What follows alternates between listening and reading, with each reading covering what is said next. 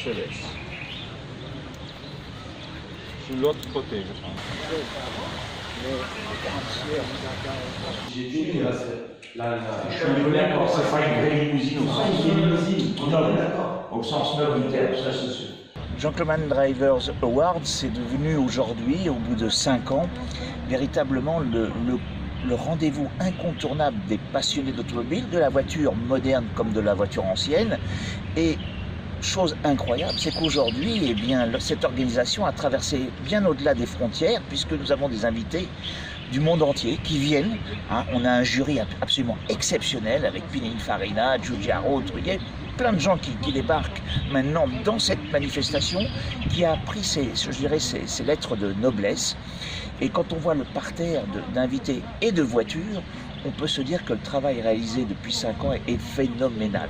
Alors c'est plaisant pour le Maroc, car le Maroc jusqu'à là avait peu d'identité de voitures anciennes, je dirais, à part quelques collectionneurs. Aujourd'hui, il y a une vraie place, il y a une vraie légitimité à travers le Maroc et l'automobile ancienne.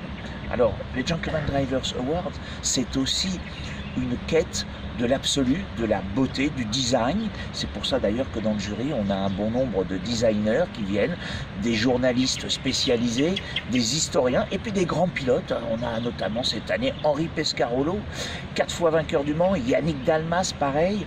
Et tout ça fait que cet événement, maintenant, a pris vraiment une taille internationale. Ce n'est plus les premières années où on essayait un petit peu de faire percer cet événement. Ça y est, on a passé la 6e vitesse et aujourd'hui je crois que c'est devenu un des rendez-vous incontournables sur la place de la voiture classique et moderne, sur tout ce qui est, je dirais, concours d'esthétisme, de design en matière automobile.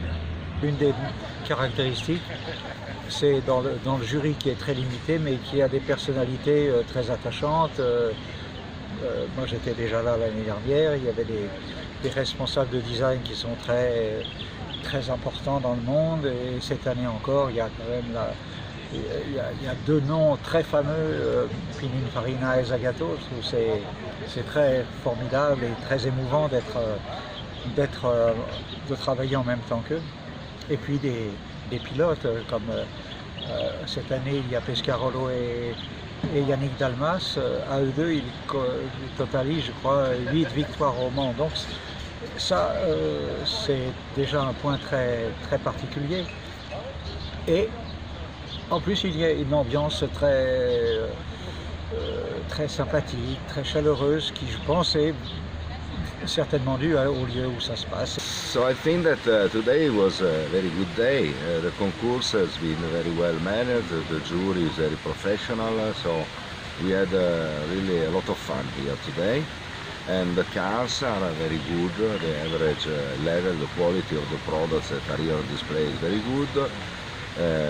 This product is making progress every year.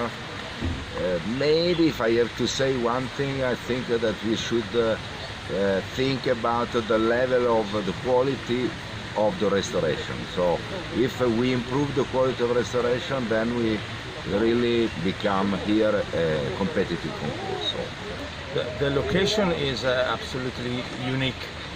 The combination of car, American, German, English, Italian, is also something that makes this concourse very international. And the effort to bring all these cars from the area to this place is huge.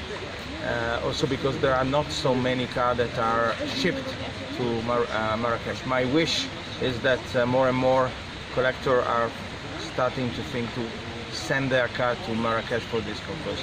It's my wish to the concourse.